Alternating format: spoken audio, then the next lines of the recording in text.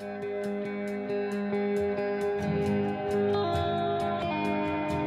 offer the farewell meditation of the class of 2017 as its valedictorian, Miss Grace Mooney.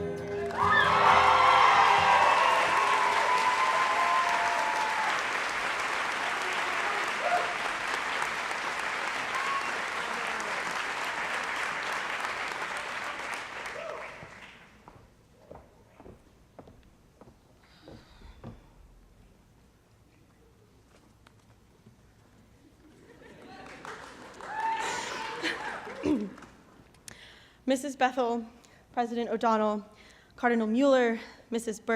Bork, I'm so sorry.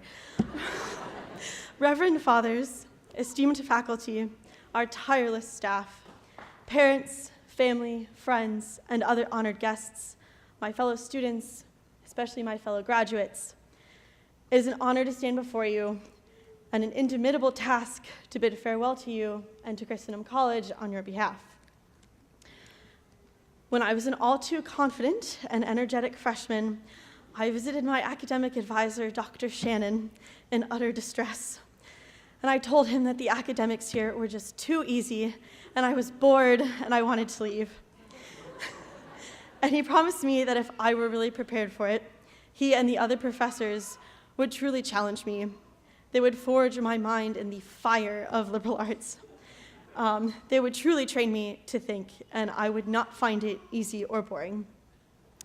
He and all our beloved faculty have done that twice over. And your final revenge is this very moment, because this speech is the most difficult thing that I have ever had to write. There's so much to reflect on, to be grateful for, and to have hope for, and I will never have the words to express it all. To my class, we are about to set off into the world, most of us to undertake the practical pursuits that human life and community simply demand of us. There are those of us who will craft and build with the raw materials of the earth with their own two hands. Some will nurse and heal the sick and suffering in the medical field. Some are going out to teach and to educate the youth. Others will be engaging in directing the economic, legal, and political affairs of our society. Some have already, and some will very soon be committing themselves to their spouses, to start households, and to raise children. And others will be serving the world as priests and religious.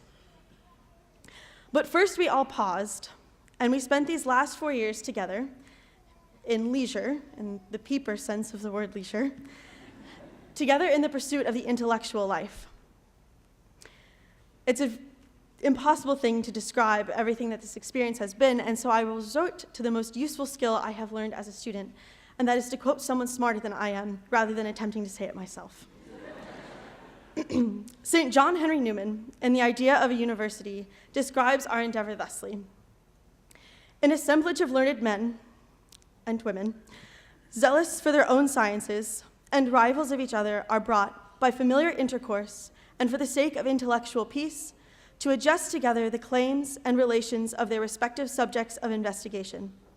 They learn to respect, to consult, to aid each other. Thus is created a pure and clear atmosphere of thought, which the student also breathes, though in his own case he only pursues a few of the sciences out of the multitude. He profits by an intellectual tradition, which is independent of particular teachers, which guides him in his choice of subjects and duly interprets for him those which he chooses. He apprehends the greatest outlines of knowledge, the principles on which it rests, the scale of its parts, its lights and its shades, its great points and its little, as he otherwise cannot apprehend them. Hence, it is that his education is called liberal. A habit of mind is formed which lasts through life, of which the attributes are freedom, equanimity, calmness, moderation, and wisdom, or what in a former discourse he refers to call the philosophical habit. This, then, is what he assigns as the special fruit of the education furnished at a university. We have been singularly privileged to receive 4 years of education and formation at an institution that so faithfully pursues the truth, values speculative wisdom, and trains students in the philosophical habit of mind. Our lives are about to change because most of us will not be able to pursue the intellectual life and the speculative knowledge with the same time, vigor, and guidance that we have enjoyed during our college career. However, I want to enjoin each and every one of my fellow graduates to never abandon the intellectual life, nor forsake truth for truth's own sake, as we prepare to leave behind our lives as students of Christendom College and fulfill our various vocations and duties to the world.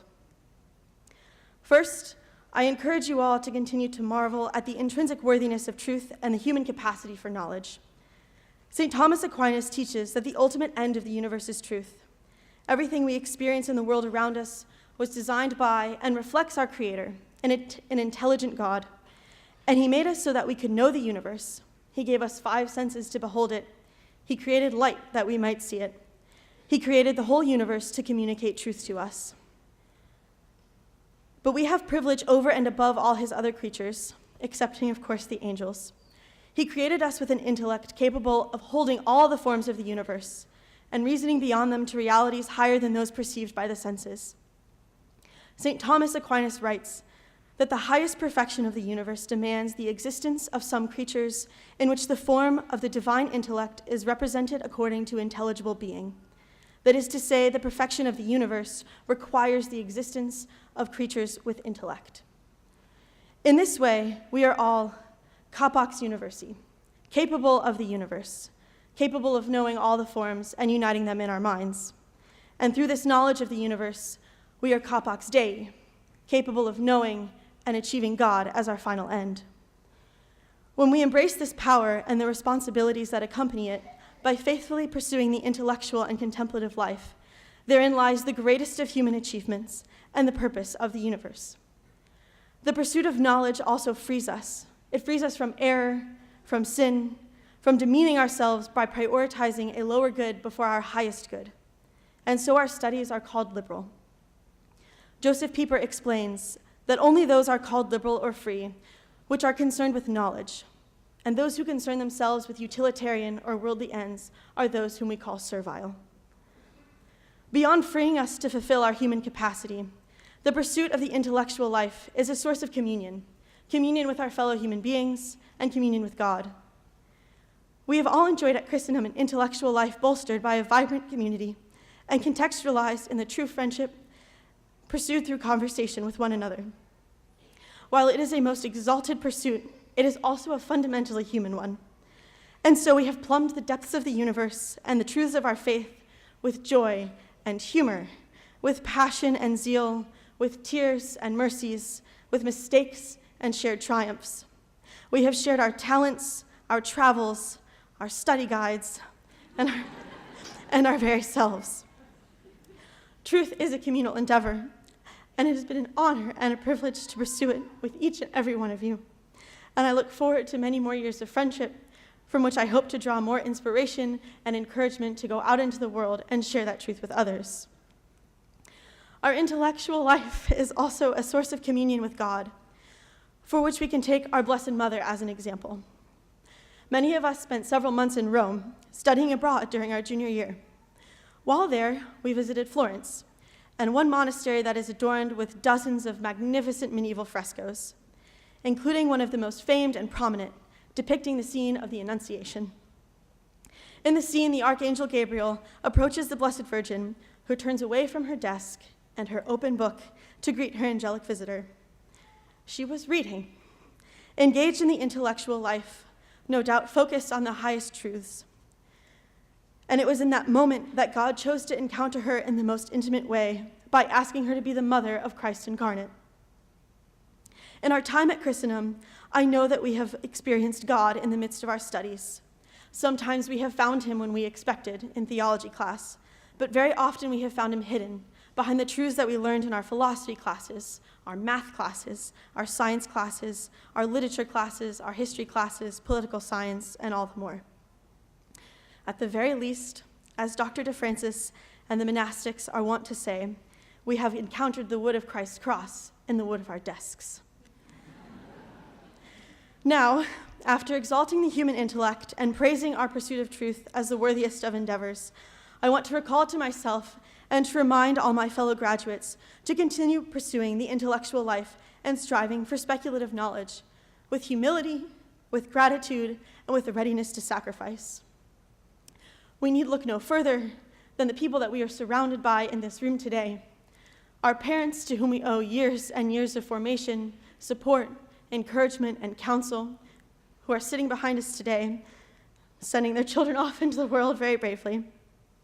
And of course, to our dedicated faculty and staff, to whom I'm not going to be able to say this very well, but you have been more than teachers. You have stood in front of classrooms and you have assigned us tests and papers, but you have also spent countless hours with us in conversation. In office hours, you have welcomed us into your homes. You have been our friends and mentors. You have been parent figures. You have advised us in our lives and have also helped us prepare to go out into the world to serve our country, our society, our families, following your example. I could read every book in the world, and I would still be completely intellectually bankrupt had it not been for some of the most amazing examples that have been offered to me in the very persons of the men and women who were responsible for educating me and forming me at this college.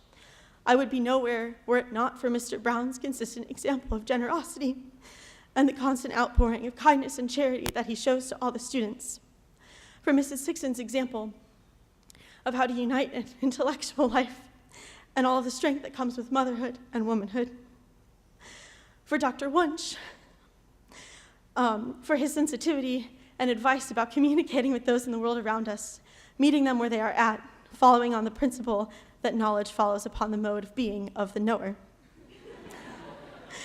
Dr. Cutterback, who has always encouraged us to be in awe of the natural world around us, that we might discover within the hidden realities that are so far beyond that which we experience with our senses. All of our beloved staff, who are the very epitome of people who live to serve others. They have dedicated every moment of their lives while I have been here to the mission of their college and to helping me grow as a student and a young adult. And last but not least, Dr. McGuire, who has been a very great encouragement to me and has also been the greatest example of courage and trust in the face of adversity. We cherish everything that you have taught us inside and outside the classroom, and more importantly, everything you have taught us by your example and your lives. So,